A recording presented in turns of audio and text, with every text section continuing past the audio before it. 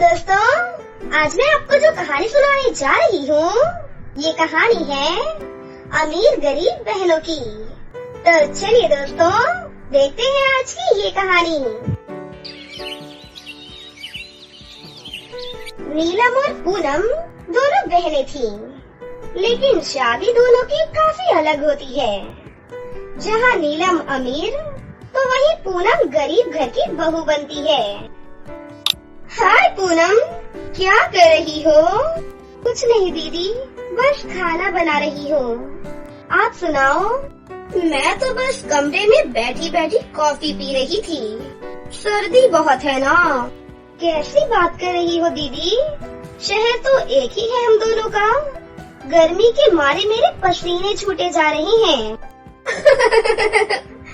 अरे मेरी प्यारी बहन, मेरे कमरे में एसी चल रहा है तो ठंडा ही होगा ना। और काम वाली खाना बना रही है, बस खाने के वक्त कमरे से बाहर निकलूंगी। ओह अच्छा, गुड है दीदी। तो यहीं आ जाओ मेरे घर पर। हाँ, जरूर आऊंगी।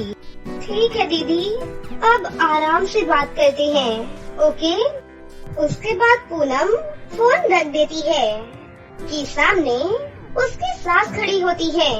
ये ले, तरबूजा खा ले, मैंने काटा है, सबको बांट दिया, ये तेरा हिस्सा। अरे मम्मी, मैं काट देती, आप क्यों परेशान हुई? बस रोटी बनाकर खाती हूँ।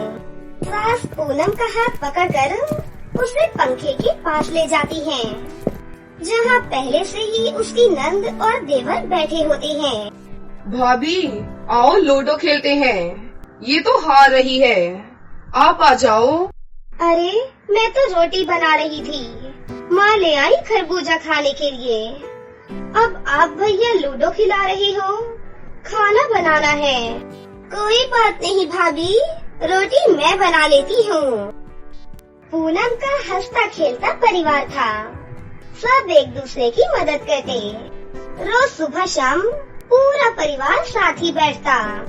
अरे पूनम, चलो तैयार हो जाओ, पानी पूरी और गोला खाकर आते हैं, जुहू चौपाटी चलते हैं। बहुत अच्छा मौसम हो रहा है आज।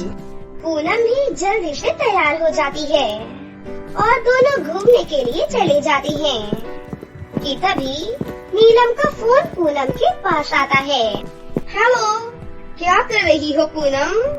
अरे दीदी, मैं घर पहुंचकर फोन करती हूँ। इनके साथ जुहू चौपाटी घूमने आई हूँ। आप बताइए क्या कर रही हैं? मैं तो कमरे में बैठी हूँ, टीवी देख रही थी। अरे दीदी, आ जाओ ना जुहू चौपाटी, बहुत अच्छा और सुहाना मौसम है। टू व्हीलर पर मुंह पर ठंडी हवा लग रही थी, बड़ा मजा आया।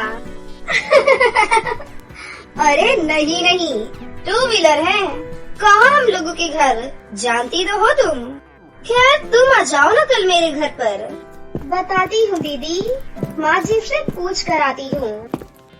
उसके बाद पूनम फोन रख देती है।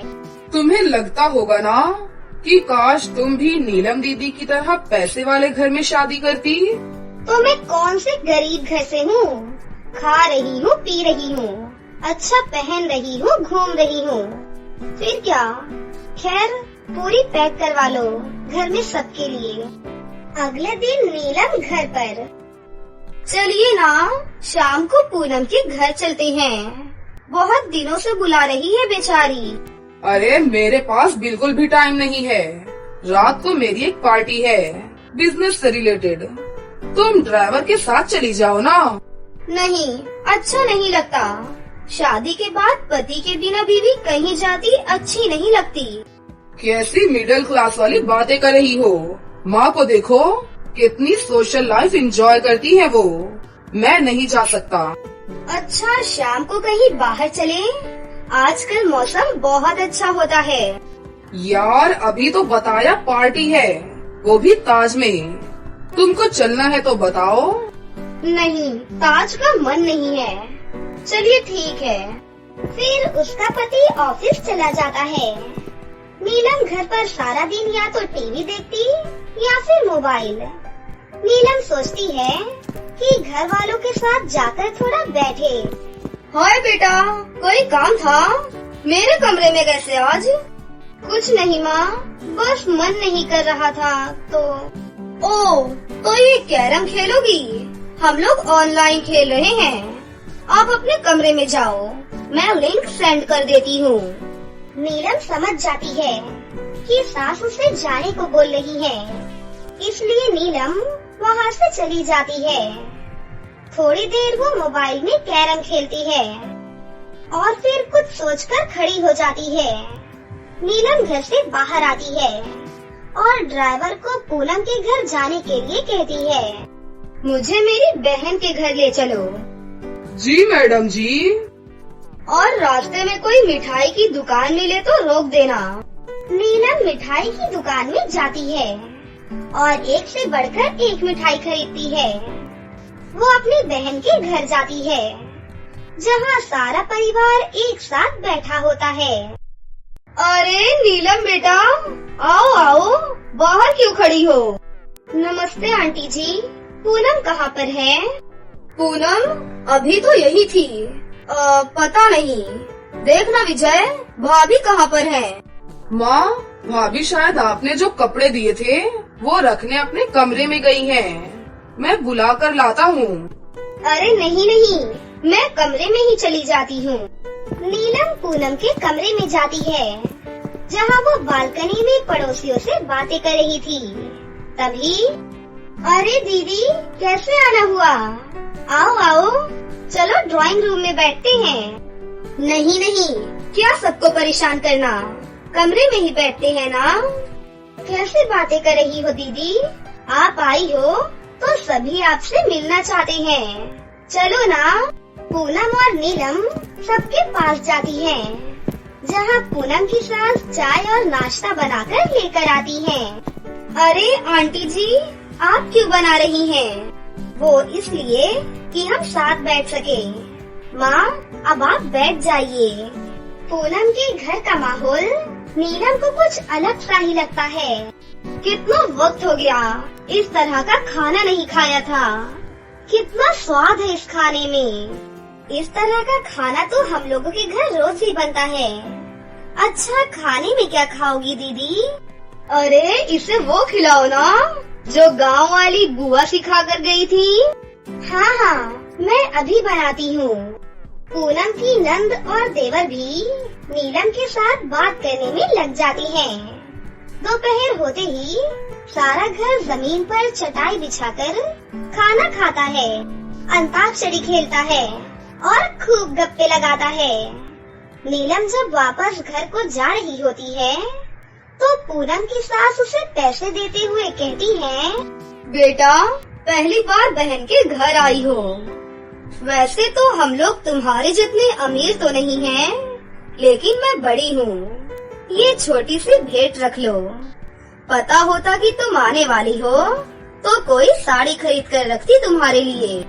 नीलम सास के पैर छूती है और आँखों में आंसू भरकर बोलती है, मैं तो सिर्फ पैसों से अमीर हूँ, लेकिन पूनम तो रिश्तों से अमीर है। जीवन में सच्ची हंसी और खुशी अपनों के साथ है, न कि पैसों से। उसके बाद नीलम वहाँ से चली जाती है और पूनम अपनी सास को देखकर मुस्कुराने लगती है। हेलो दोस्तों, आज मैं आपको जो कहानी सुनाने जा रही हूँ, ये कहानी है जादुई गुलाब की। तो चलिए दोस्तों, देखते हैं आज की ये कहानी। बहुत समय पहले की बात है। एक छोटे से गांव में नंदिनी नाम की एक गरीब लड़की रहती थी। नंदिनी के पास खेती करने के लिए थोड़ी सी जमीन थी, जिस पर वो खेती किया करती थी। उसके रहने के लिए एक छोटी सी झोपड़ी थी। नंदिनी सुबह सुबह ही खेतों में काम करने के लिए चली जाती थी और शाम होने पर घर वापस लौटकर आ जाती थी। नंदिनी के घर के बगल में ही एक बहुत ही बड़ा सा घर था, जिसमें शगुन नाम की एक लड़की रहती थी।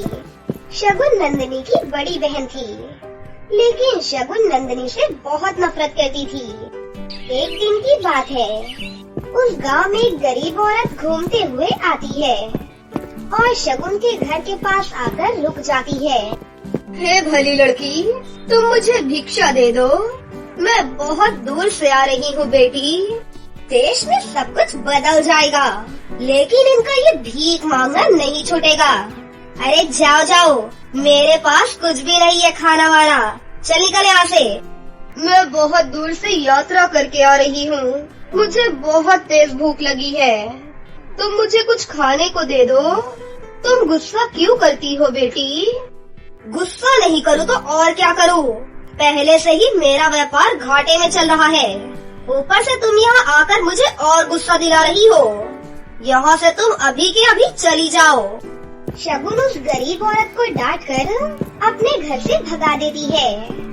वो गरीब औरत मुस्कुराते हुए आगे चल देती है। फिर वो औरत नंदिनी की झोपड़ी के पास जाकर रुक जाती है। बेटी, मैं बहुत दूर से यात्रा करके आ रही हूँ, कृपया करके तुम मुझे थोड़ा सा भोजन दे दो। अरे अम्मा जी, आप वहाँ पर क्यों खड़ी हैं? चलिए, आप जल्दी से अंदर चलिए।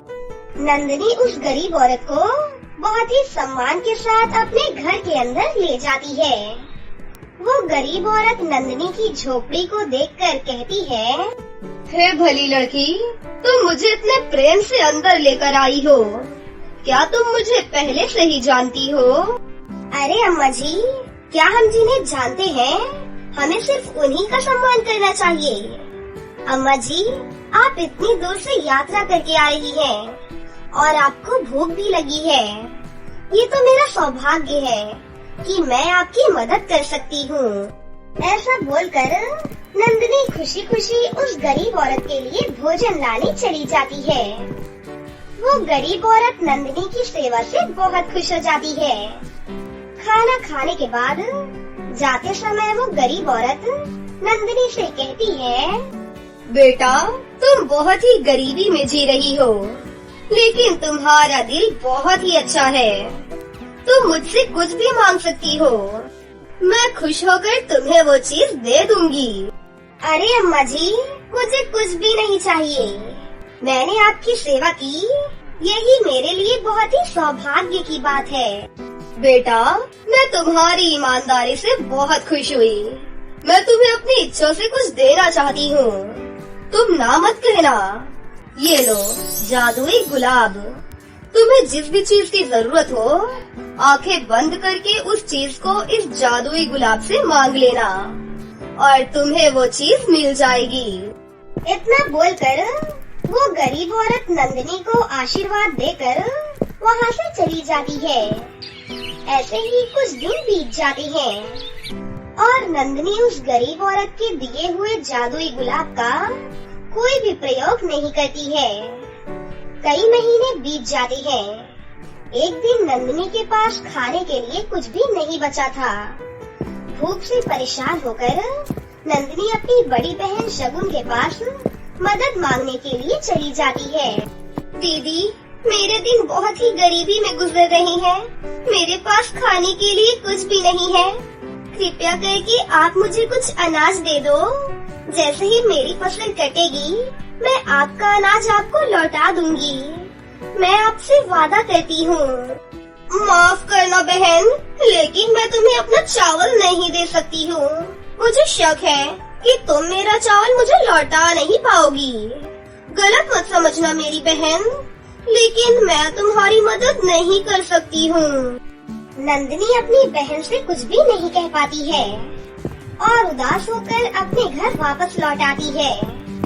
तभी नंदिनी को अचानक से उस गरीब औरत के दिए हुए जादुई गुलाब की याद आती है।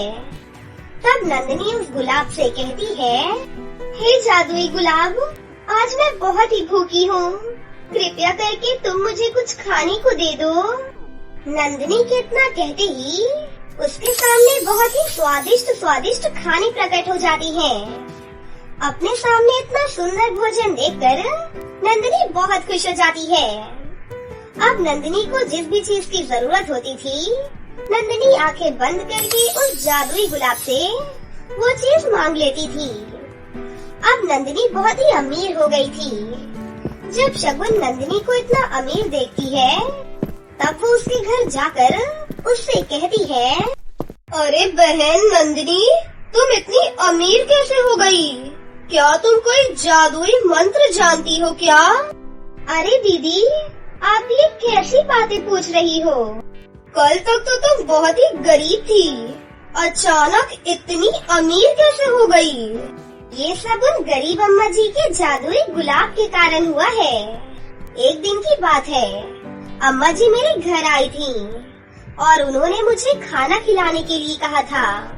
मैंने उन्हें खाना खिलाया तो अम्मा जी मेरे व्यवहार से बहुत खुश हुई और मुझे एक जादुई गुलाब दे दिया कि मैं जो भी चाहूँ आंखें बंद करके उससे मांग सकती हूँ। पहले वो गरीब अम्मा मेरे यहाँ आई थी। ओहो, मैंने एक जादुई गुलाब गवा दिया। शगुन को अपनी गलती का बहुत पछतावा होता है और शगुन उदास मन से अपने घर वापस लौट जाती है। फिर उस दिन के बाद से नंदिनी हंसी खुशी अपनी जिंदगी जीने लगती है।